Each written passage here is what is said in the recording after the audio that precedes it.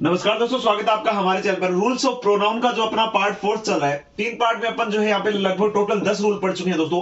Pronoun का सबसे पहले मैं आपको परिभाषा बताई थी, उसके बाद 11 टाइप्स बताए थे, और उसके बाद दोस्तों मैं बात करने वाला हूँ रूल्स ऑफ प्रोनाउन। बता रहा था मैं आपको रूल्स ऑफ प्रोनाउन में अपने 10 जो यहाँ पे रूल है वो पढ़ लिए हैं। 11वां रूल अपन अपना चल रहा है, और यहाँ पे 10 रूल में अपने पार्ट 3 किए थे और 4th पार्ट चल रहा है। यानी सबसे पहले मैं आपको अपने पहले क्या किया था वो समझा देता हूं। और अपनी जो पहली क्लास थी वो काफी दिन पहले थी, उसमें बीच में थोड़ा सा मैं बिजी था इसलिए नहीं डाल पाया। लेकिन अब जो मैं आपको यहाँ पे जो एक श्योरिटी देता हूं कि आपको मैं डेली जो है ना, डेली एक क्लास तो डेली आपको कोशिश कराऊंगा ही करूंगा। और अगर एक से ज्यादा की जो है, अगर मेरे पास ज्यादा टाइम हुआ तो मैं आपको 2 क्लास भी यहाँ पे प्रोवाइड करवाऊंगा।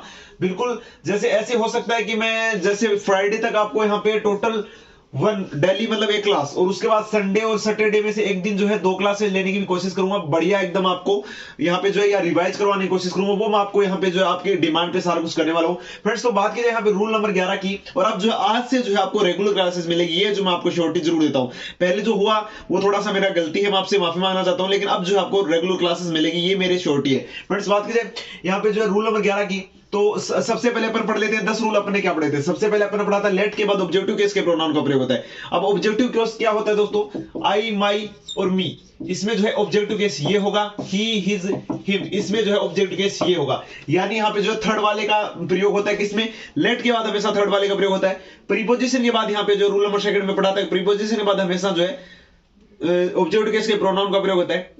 तीसरा रूल अपन ने पढ़ा था मैन वर्ब की फर्स्ट फॉर्म प्लस आईएनजी के बाद यहाँ पे जो है आपका ऑब्जेक्टिव केस के प्रोनाउन का प्रयोग होता है। उसके बाद अपन ने पढ़ा था टू प्लस वर्ब की फर्स्ट फॉर्म के पहले और बाद में दोनों में जो है आपके ऑब्जेक्टिव केस का प्रोनाउन का प्रयोग होता है। उसमें अपन ने 5वां रूल पढ़ा था कि एज और देन के बाद जो है एज और देन के बाद नोमेटिव केस के प्रोनाउन का प्रयोग होता है। लेकिन अगर दो ऑब्जेक्ट्स की भी तुलना की जाए तो आपका जो है यहाँ पे ऑब्जेक्टिव केस का प्रयोग किया जाता है। दोस्तों, बात की जाए अगर ये रूल आपको अच्छे से समझ रहे हैं, आप हमारे पुराने वीडियोस देखिए ताकि आपको अच्छे से समझ में आएगा।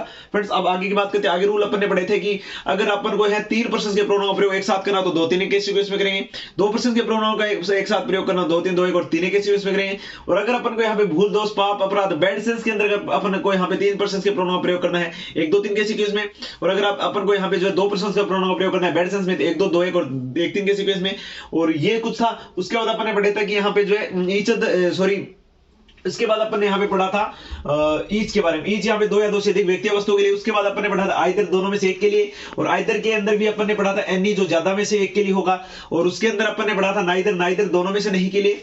और उसमें फिर था दोस्तों आपका नाइदर के बाद यहाँ पे जो था नन, नन ज्यादा में से नहीं के लिए था।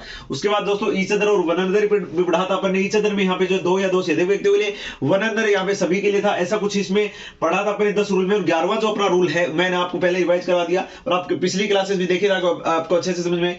आज जो अपन पढ़ने वाले हैं रूल नंबर 11 के बारे में, वर्ब के ऑब्जेक्ट के रूप में रिफ्लेक्सिव प्रोनाउन का प्रयोग तब होता है जब वर्ब का सब्जेक्ट और ऑब्जेक्ट एक ही व्यक्ति या वस्तु हो। यानी मैं आपको एक चीज समझाना चाहता हूं कि वर्ब के ऑब्जेक्ट के रूप में रिफ्लेक्सिव प्रोनाउन का प्रयोग तभी होगा जब आपका जो वर्ब का सब्जेक्ट और जो ऑब्जेक्ट एक ही हो। यानी जो कर्ता और जो कर्म है वो एक ही होगा, तभी आपका जो रिफ्लेक्सिव प्रोनाउन है उसका प्रयोग ऑब्जेक्ट के रूप में हो सकता है। यह बाध्यता है इसमें। तो फ्रेंड्स, बात करूं मैं इस रूल की, तो जैसे कि ऐसे हो जाएगा।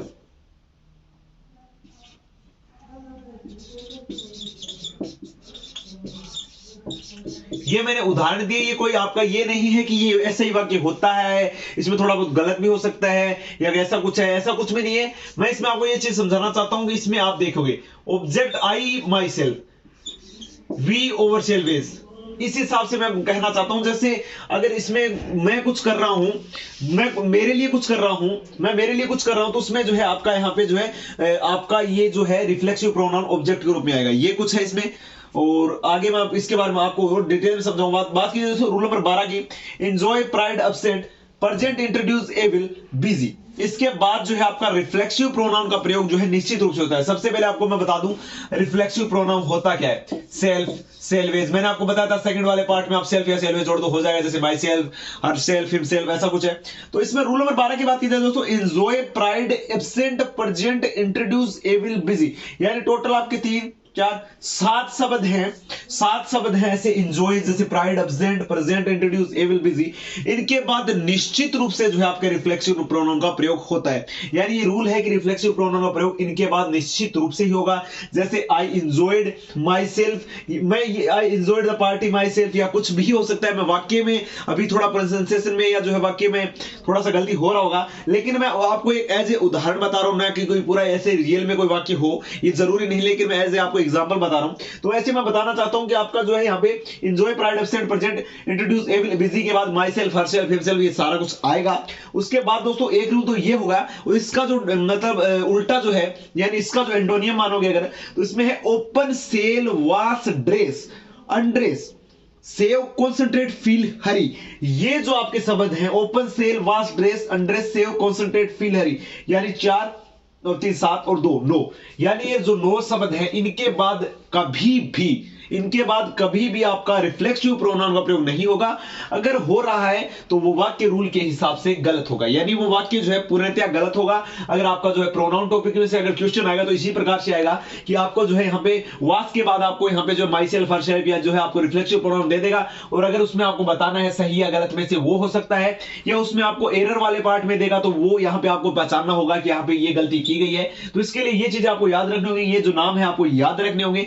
और इसके बाद दोस्तों रिफ्लेक्सिव प्रोनाउन का जो अपना लास्ट और फाइनल रूल है वो ये है कि सब्जेक्ट के रूप में रिफ्लेक्सिव प्रोनाउन का प्रयोग कभी नहीं होता। दोस्तों आपने कोई भी वाक्य ऐसे नहीं देखा होगा, माई सेल्फ, आई हो सकता है यहां पे, लेकिन माई सेल्फ नहीं हो सकता, ना ही हर सेल्फ, हिमसेल्फ, कोई भी जो है यहाँ पे रिफ्लेक्सिव प्रोनाउन जो सब्जेक्ट की स्टार्टिंग, यानी जो वाक्य की स्टार्टिंग जो सब्जेक्ट होता है उसमें के रूप में जो है आपका रिफ्लेक्सिव प्रोनाउन का प्रयोग कभी नहीं हो सकता, ये रूल है।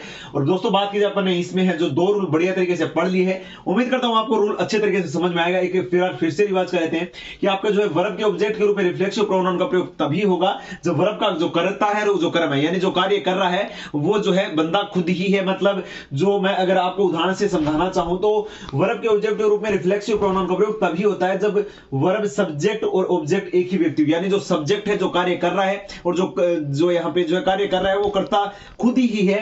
तो यहाँ पे जो है जिसके द्वारा कार्य किया जा रहा है वो अगर व्यक्ति खुद ही है तो वो जो है यहाँ पे आपका रिफ्लेक्सिव प्रोनाउन के रूप का जो रिफ्लेक्सिव प्रोनाउन का प्रयोग तब होता है।